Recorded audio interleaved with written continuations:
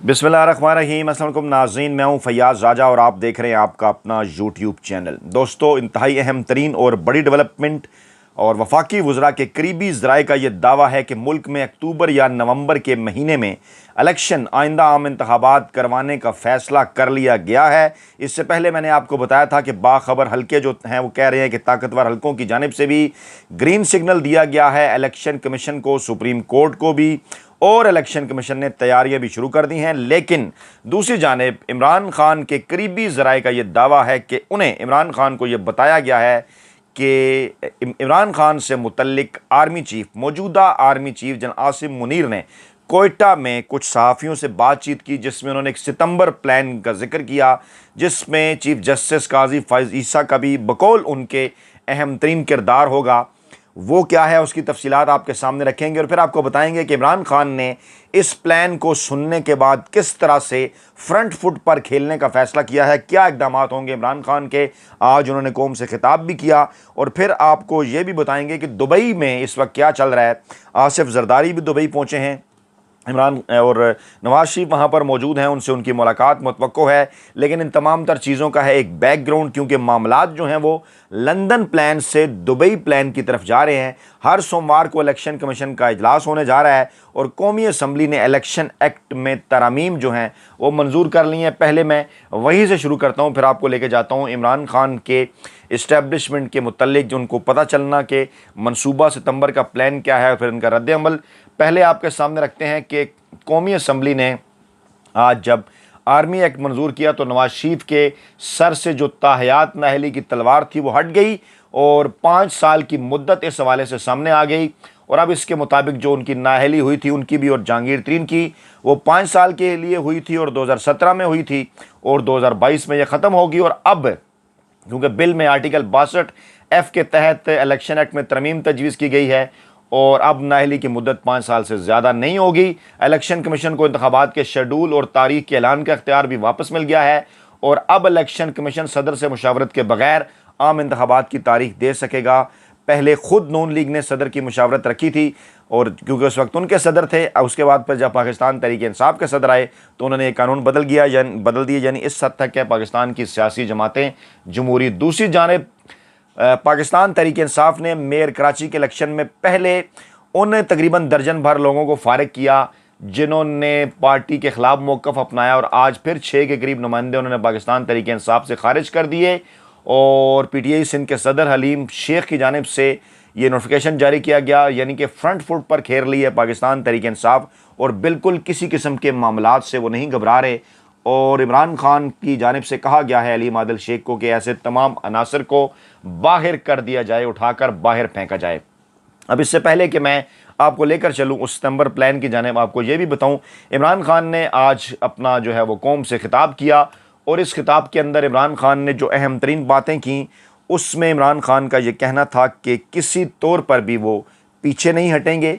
हकीकी आज़ादी के लिए जो जद्दोजहद वो पाकिस्तानी अवाम के लिए कर रहे हैं उससे वो बिल्कुल पीछे नहीं हटेंगे। उन्होंने इस्टेब्लिशमेंट को इस बात का वाज़े तौर पर उन्होंने इशारा दे दिया है। उन्होंने कहा कि इलेक्शन से पहले हुकूमत में मौजूद तमाम अरकान का नाम ECL में डाला जाना चाहिए, क्योंकि इनमें से 90% उन्होंने कहा मैं लिख कर देने के लिए तैयार हूँ कि ये भाग जाएंगे। और एतजाज़ हसन का भी इमरान खान के मुतल्लिक एक बयान, उन्होंने कहा कि इमरान खान जो मेरा दोस्त है वो गेम पलटने की सलाहियत रखता है। और फिर ये बयान फ़रतुल्लाह बाबर की जानिब से उनके करीबी ज़राए का ये दावा कि आर्मी एक्ट में तरमीम के बाद सिर्फ जासूसी और बगावत में मुलविस सिविलियंस का मुकदमा ही आर्मी एक्ट के तहत जेल जो है वो चलाया जा सकता है और 9 मई के वाक़यात इन दोनों के ज़ुमरे में नहीं आते। और फिर ये ख़बरें भी कुछ ज़राए की जानिब से आईं कि बैक डोर में इस्टेब्लिशमेंट इमरान खान के साथ मुज़ाकरात कुछ बिल वास्ता तौर पर शुरू भी कर चुकी है। और एतजाज़ हसन का ये बयान कि अदालत का आर्मी चीफ के हुक्म पर चलना कौन से आइन के अंदर लिखा हुआ है। ये बड़ी और अहम तरीन डेवलपमेंट्स जो कि आपस में इंटरकनेक्टेड हैं। अब आपको मैं लेकर जाऊँ नवाज शरीफ की दुबई के अंदर एक्टिविटीज़। शहबाज शरीफ लंदन के अंदर मौजूद, मरियम नवाज़ वहाँ पर पहुँची और ज़राए का दावा है कि नवाज शरीफ की पाकिस्तान वापसी का इस वक्त रोड मैप तय किया जा रहा है। दो चीज़ें हैं सामने के असम्बलियाँ अपनी मुद्दत पूरी करें 13 अगस्त को, वक्त पर तहलील हों और अक्टूबर के अंदर इलेक्शन हो, या फिर अगस्त के पहले हफ्ते के अंदर या दूसरे हफ्ते के अंदर 8 अगस्त और 10 अगस्त के दरमियान असम्बलियाँ 4-5 दिन पहले तोड़ दी जाएँ, जो कि इंतहाई गैर इखलाकी होगा। और गैर कानूनी भी इसे कहा जा सकता है अगर सुप्रीम कोर्ट इसके ऊपर नज़र डाले। तो ऐसी सूरत में इलेक्शन को ये नवंबर की तरफ ले जाना चाहते हैं। यानी इस प्लेटफॉर्म पर मैं पहले भी आपको बता चुका कि आप किसी सूरत इलेक्शन नवंबर से आगे नहीं जा सकते और ज़्यादा से ज़्यादा डिले नवंबर तक ही हो सकता है। असम्बलियाँ मुद्दत पूरी करें तो 10-12 अक्टूबर के आसपास, मुद्दत पूरी ना करें तो 9 नवंबर के आसपास ये इलेक्शन होने हैं। और उससे पहले अब इन्होंने नवाज शरीफ को वापस लाना है, उनके लिए ग्राउंड तैयार किया जा रहा है। वही प्लान जिसका इमरान खान ने जिक्र किया था कि लंदन प्लान, अब वो दुबई प्लान के अंदर कन्वर्ट हुआ है। और उससे पहले ये कोशिश की गई जिस तरफ मरीम नवाज़ इशारा करती रही कि तराजू के पलड़े बराबर किए जाएं। यानी अब आपको नज़र आ रहा है कि पाकिस्तान तहरीक इंसाफ को तोड़ने की कोशिश की गई। अगरचे काफ़ी सारे रहनुमा तो पार्टी छोड़ गए, लेकिन अवाम का वोट बैंक बरकरार है वह इमरान खान के साथ। और अब इमरान खान को जेल में डालने, नाअहल करार देने, फौजी अदालतों से सज़ा के हवाले से भी तैयार रूज पर सितंबर प्लान भी आपके सामने रखता हूँ। लेकिन अब कहा यह जा रहा है कि नवाज शरीफ की वतन वापसी के लिए कानूनी उलझनों को सुलझाने पर मशवरे जारी हैं। दुबई के अंदर रहनुमा आहिस्ता आहिस्ता सियासी रहनुमा इकट्ठे हो रहे हैं, बैठकों का इम्कान है। और दुबई की हुकूमत नवाज शरीफ को खसूसी प्रोटोकॉल भी दे रही है। इसके बाद वो अबूज़ैबी और सऊदी अरब जाएंगे। सऊदी अरब में तकरीबन एक हफ्ता क़याम करेंगे, फिर दोबारा भी दुबई आ सकते हैं, इंग्लैंड भी जा सकते हैं। पाकिस्तान की आमद उनकी हो सकती है अगर इस दौरान यहाँ पर कोई तब्दीली हो। इसीलिए काजी फैज़ ईसा का जो नोटिफिकेशन है वो पहले जारी कर दिया गया है। लेकिन अब देखना ये है, सोचा ये जा रहा है कि 16 सितंबर से पहले, अगर जो कि चीफ जस्टिस उमर अता बंदयाल की रिटायरमेंट की तारीख है, अगर 16 सितंबर से नवाज शरीफ पहले आते हैं तो किस किस्म के कॉन्सिक्वेंसेस का उन्हें सामना करना पड़ सकता है। और अगर 16 सितंबर के बाद वो आते हैं, काजी फैज़ ईसा साहब जब चीफ जस्टिस बन जाते हैं, तो ऐसी सूरत हाल में उनके लिए क्या आसानियाँ होंगी। अब इसके ऊपर भी हम रोशनी डालेंगे। इसी माहौल के अंदर आसिफ जरदारी भी पहुंचे हैं जनाब दुबई, और ज़राए का दावा है कि वो कराची से खसूसी तैयारी के ज़रिए दुबई पहुंचे। चंद रोज़ वो दुबई के अंदर क़याम करेंगे और ये ज़राए दावा कर रहे हैं कि वहाँ पर वो नवाज शरीफ से मुलाकात करेंगे, जहाँ पर नवाज शरीफ की वतन वापसी और PDM को क्या पीपल्स पार्टी की वापसी होगी। इलेक्शन मिलजुल कर लड़ेंगे। इलेक्शन कब होंगे, निगरान सेटअप में कौन कौन शामिल होगा, इसके ऊपर जो है वो बातचीत की जाएगी। क्योंकि कल के मैंने अपने वीलाग में आपको बताया था कि उन्हें इशारा किया गया है PDM को, नवाज शरीफ और जरदारी को, कि आपने फ़लाँ स्टेप अगर इमरान खान के ख़िलाफ़ ना उठाए तो इमरान खान ना सिर्फ एक मरतबा फिर आ सकते हैं बल्कि अगले 10 वर्ष के लिए पाकिस्तान के वज़ीर-ए-आज़म बन सकते हैं। अब ये है वो सारा माहौल कि जिस माहौल के अंदर ये खबर आती है जनाब के मुलाकात हुई चंद सहाफ़ियों से कोयटा के अंदर। ज़राए का दावा है जो कि इमरान खान को बताया गया, उनके करीबी ज़राए का, और जिसमें उनके बकौल आर्मी चीफ ने कोयटा में सहाफ़ियों से मुलाकात में ये कहा है कि मैं इमरान खान को हर हद तक फ़िक्स करूँगा। अगर नवाज शरीफ या आसिफ जरदारी की हुकूमत ने साथ ना भी दिया तो, क्योंकि कहा यह जा रहा है कि अब जो सियासी जमातें हैं उनकी सफ़ों के अंदर कुछ ऐसे संजीदा नोयत के लोग जिसमें एतजाज़ हसन है, फ़रतुल्लाह बाबर हैं, नून की तरफ शायद खकान अब्बासी या इससे पहले मिफ्ता इस्माइल या कुछ और लोग, और अब ख्वाजा साद रफ़ीक वगैरह भी इस किस्म की बातें कर रहे हैं कि इन मामलात को फ़ौज के हवाले करने की बजाय सियासतदानों के या मिलिट्री कोर्ट्स। आपने देखा होगा ख्वाजा साद रफ़ीक का इसके ऊपर कोई बयान सामने नहीं आया। इस किस्म की तमाम तर जो चीज़ें हैं ये कहा जा रहा है कि खुद सियासतदानों को तय करनी चाहिए। और अब इस मौके के ऊपर इमरान खान को ये कहना कि जहाँ पर नवाज शरीफ और आसिफ जरदारी मिल रहे हैं दुबई में, उसी दौरान आर्मी चीफ जो है वो कोयटा में मिलते हैं साफ़ियों से और ये कहते हैं कि सितंबर में फैज़ ईसा आएगा तो सारे फ़ैसले हमारे हक़ में आने लगेंगे। ये इमरान खान को बताया गया है, उनके करीबी ज़राए का दावा है। अब इस बात में किस हद तक सदाकत है, आइंदा चलकर ये चीज़ें मज़ीद वाज़ेह भी हो जाएंगी, क्योंकि बहरहाल एक माहौल मौजूद है। सोशल मीडिया के ऊपर भी ऐसी बातें हो रही हैं कि हुकूमत ये चाहती है कि बंदयाल साहब के जाने के बाद जो है वो इलेक्शन का जो प्रोसीजर है वो शुरू हो। और वो क्योंकि इलेक्शन का प्रोसीजर तो 13 अगस्त के बाद शुरू होना ही है और उसके बाद तकरीबन एक माह बंदयाल साहब हैं, तो अब उसका हल उन्होंने ये निकाला है कि जो निगरान सेटअप है वो 60 दिन की बजाय 90 दिन का हो जाए, और ताकि इस दौरान जो चीफ जस्टिस बंदयाल हैं वो रिटायर्ड हो जाएं 16 सितंबर में। अब क्योंकि होना ये था कि अगर असम्बलियाँ मुद्दत पूरी करती 13 अगस्त को तो फिर 10 अक्टूबर को इलेक्शन होते।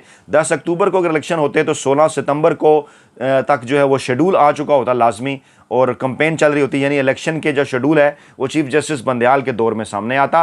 लेकिन अब ये कोशिश कर रहे हैं कि असम्बलियाँ वक्त से पहले तोड़ दी जाएँ ताकि निगरान सेटअप 90 दिनों का बन जाए, इलेक्शन नवंबर के अंदर हों ताकि शेड्यूल जो है वो सितंबर की बजाय अक्टूबर के अंदर जो है 55 दिनों का सामने आए। तो इस सूरत में होगा ये कि 16 सितंबर के बाद क्योंकि काजी फैज़ ईसा साहब आ चुके होंगे, तो इसलिए इसी कॉन्टेक्स्ट में इस खबर को भी देखा जाना चाहिए कि सितंबर में फैज़ ईसा साहब आएंगे तो सारे फैसले हमारे हक़ में आने लगेंगे। इस्टेब्लिशमेंट का ये दावा। अब वो फैसले क्या हैं? वो है इमरान खान का रास्ता रोकने के हवाले से कि अगर चीफ जस्टिस बंदयाल की जानिब से अदालत के अंदर ऐसा कोई फैसला आ भी जाता है कि मिलिट्री कोर्ट्स के अंदर ये ट्रायल ना हो, या इमरान खान की नाअहली के ख़िलाफ़ कोई फैसला आ भी जाता है तो काजी फ़ाइज़ ईसा जो कि माजी में भी इमरान खान के हवाले से कई मौक़े के ऊपर बुक्स का इजहार अपना वाज़ा तौर पर कर चुके हैं, उनके ज़रिए इमरान खान को पाकिस्तानी सियासत से आउट करने की कोशिश की जाए और नवाज़ शरीफ को इन किया जाए। ये है वो तमाम तर मामला। अच्छा, फिर इमरान खान ने चंद दिन पहले वॉइस ऑफ अमेरिका को एक इंटरव्यू भी दिया, एक दो दिन पहले, जिसमें उन्होंने कुछ अहम तरीन शख्सियात के नाम लिए। उनसे जब ये पूछा गया कि आप बार बार इस्टेब्लिशमेंट का नाम लेते हैं, आपसे बात करें, वो आपसे बात क्यों नहीं कर रहे और आप उनसे बात क्यों करना चाहते हैं, तो इमरान खान ने कहा कि मैं मुल्क के लिए उनसे बात करना चाहता हूँ। मैं ये नहीं कह रहा कि मेरी को इलेक्शन के अंदर हेल्प करें या मुझे वापस लाने के अंदर कोई हेल्प करें, मैं मुल्क के लिए उनसे बात करना चाह रहा हूं कि मुल्क को जिस हाल के अंदर पहुंचा दिया है, इलेक्शन मुल्क के अंदर जो है वो करवाए जाना चाहिए। और उन्होंने ये कहा कि जब मेरी हुकूमत गिराई गई थी तो मुझे उस वक्त भी पैगाम भेजा गया था और कहा गया था कि हमने आपको इसलिए नहीं निकाला कि हम आपको दोबारा वापस आने देंगे, अब आप दोबारा कभी इक़्तिदार में नहीं आ सकेंगे। ये इस्टेब्लिशमेंट ने बकौल इमरान खान को पैगाम पहुंचाया। उन्होंने कहा कि उन्होंने मेरे नाम पर कांटा लगा दिया, ये जनरल बाजवा की पॉलिसी थी और आज भी जनरल बाजवा की पॉलिसी चल रही है। इसके बाद उन्होंने ये भी कहा कि कांटा सिर्फ अवाम लगा सकती है, अवाम फैसला कर सकती है कि कौन खेल में रहेगा, कौन नहीं रहेगा। मैं इस कांटे को नहीं मानता, मैं इस मुल्क में रहूंगा, ये जो भी मेरे साथ करें, ये जो भी मेरे साथ करना चाहते हैं करें, मैं एक कदम भी पीछे नहीं हटूंगा। ये वाज़ेह कर दिया इमरान खान ने। और नए नामजद चीफ जस्टिस के मुतल्लिक जब उनसे पूछा गया, काजी फ़ाइज़ के मुतल्लिक, तो उन्होंने कहा कि देखते हैं वो किस किस्म के चीफ जस्टिस साबित होते हैं, लेकिन हकीकत यह है कि मुल्क को इस वक्त एक मजबूत अदलिया की ज़रूरत है। अदालतें फैसले कर रही हैं, फैसले माने नहीं जाते। इसकी वजह यह है कि मेरे नाम के ऊपर कांटा लगा दिया इस्टेब्लिशमेंट ने। मुझे इस्टेब्लिशमेंट की सपोर्ट की कोई ज़रूरत नहीं, मुझे बस मुल्क में फ्री एंड फेयर इलेक्शन चाहिए। मैंने इसीलिए इलेक्ट्रॉनिक वोटिंग मशीन मुतारफ़ कराई ताकि लोगों के ऊपर कांटे ना लगाए जाएँ, ताकि 2 नंबर तरीके से लोगों को जिताया ना जा सके। हम चाहते हैं कि इस्टेब्लिशमेंट हकीकी मानों में न्यूट्रल हो। बार बार इमरान खान कह रहे हैं कि मैं इस्टेब्लिशमेंट जो वो कहती है कि हम न्यूट्रल हैं, तो वो हकीकी मायनों में फिर न्यूट्रल हों। और जब फिर इमरान खान से ये पूछा गया, जब आप हुकूमत में थे तो आप बड़ी तारीफ़ें करते थे, आपको क्या लगता है कि अब आपको हुकूमत के उस वक्त आपको हुकूमत लेनी चाहिए थी? खान साहब ने कहा कि हालात पहले भी ठीक नहीं थे, पार्टी की अक्सरियत नहीं थी, कोई फैसला नहीं कर सकता था, ताकतवरों की मदद की ज़रूरत रहती थी। मैंने जो बातें अमेरिका के मुतालिक कही वो बातें बिल्कुल ठीक है, मैं उन पर स्टैंड करता हूँ। फिर इमरान खान से पूछा गया कि आपको गिरफ्तार किया गया तो आप समझते हैं कि लोग निकलेंगे? उन्होंने कहा कि सख्ती बहुत ज़्यादा है, बहुत ज़्यादा लोग उठाए गए हैं, लिहाजा मैं नहीं कह सकता कि लोग निकलेंगे या नहीं, लेकिन मैं इतना जानता हूं कि लोग मेरे साथ हैं, पूरा पाकिस्तान मेरे साथ है, सबसे ज़्यादा वोट बैंक मेरे साथ खड़ा है। इस वक्त मुल्क में जंगल का कानून है, पुलिस लोगों के घर लूट रही है, ख़वातीन और बच्चों को उठाया जा रहा है। ये बड़े गैर मामूली हालात मुल्क के अंदर हो रहे हैं, ऐसा पहले कभी नहीं हुआ। फिर उनसे पूछा गया कि क्या आपको सूबाई असम्बलियाँ तोड़ना चाहिए थी? उन्होंने कहा मैंने बिल्कुल ठीक किया। असल में नून लीग और इस्टेब्लिशमेंट उस वक्त भी एक पेज पर थे, अब भी एक पेज पर है। दोनों पंजाब में मेरी हुकूमत गिराना चाहते थे और केपी में हमारी हुकूमत नहीं चलने देना चाहते थे, लिहाजा मैंने असम्बलियाँ तोड़कर बाल सुप्रीम कोर्ट में फेंक दी। आइन और कानून के मुताबिक 90 दिनों के अंदर इलेक्शन होने थे, लेकिन नहीं हुए। सुप्रीम कोर्ट से फैसला भी आया, इन्होंने आइन रौंद डाला, एक ना मानी। जब ये आइन और कानून की नहीं मानते तो फिर मैं क्या कैलकुलेशन इसके अलावा कर सकता हूँ, क्या अंदाज़ा लगाता? पहली दफ़ा इस्टेब्लिशमेंट ऐसे भोंडे और गंदे तरीके से खुद को गंदा कर रही है, क्योंकि इस वक्त मुकाबले में ना ही भुट्टो है और ना ही शरीफ है, मुकाबले में इमरान खान है। इसलिए पाकिस्तानी इस्टेब्लिशमेंट इस वक्त बकौल उनके अपने आप को भोंडे तरीके से गंदा कर रही है। और फिर यह भी कहा गया इस्टेब्लिशमेंट दरअसल करप्ट और बिगड़े हुए बकौल उनके चंद जर्नैल हैं जो अपनी अना और ज़िद की भींट में इस बदनसीब आवाम को चढ़ा रहे हैं और जो महंगाई और बेरोज़गारी से तंग खुदकुशियाँ कर रहे हैं, बच्चे बेच रहे हैं, नौजवान भूख में और में बेरोज़गारी से तंग बेहतर मुस्तकबिल के ख्वाब देखते हुए मुल्क छोड़कर जाते हुए समुंदरों की बेरहम लहरों की नज़र हो रहे हैं। लेकिन अफसोस मुल्क और आवाम का इन तमाम तर मामलात के अंदर कोई पुरसाने हाल नहीं है। अब ये है वो माहौल, ये है वो इमरान खान का गैर मुल्की टीवी चैनल को इंटरव्यू कुछ था और कुछ इमरान खान के करीबी ज़राए से उनकी बातचीत और फिर उनके ज़राए का ये दावा कि ये है वो माहौल कि जिस माहौल के अंदर इमरान खान तक एक पैगाम पहुंचता है। फिर आसिफ जरदारी और नवाज शरीफ की मुलाकातें होती हैं, कहा जाता है अक्टूबर नवंबर के अंदर इलेक्शन होंगे।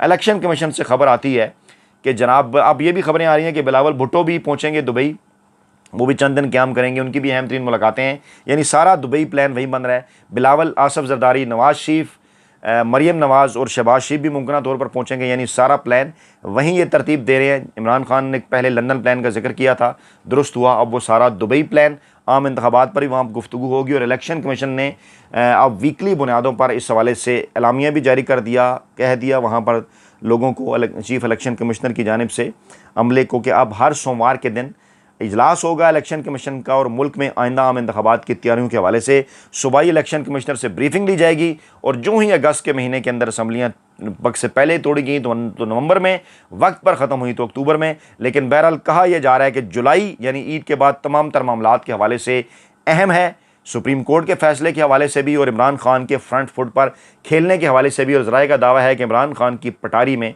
अभी कई सियासी कार्ड मौजूद हैं जो कि उनके मुखालफिन को सियासी तौर पर बड़ा सरप्राइज़ देंगे। अपना बहुत ख्याल रखिएगा, दुआओं में याद रखिएगा। नई वीडियो के साथ जल्द हाजिर होंगे। अल्लाह ने के बाद।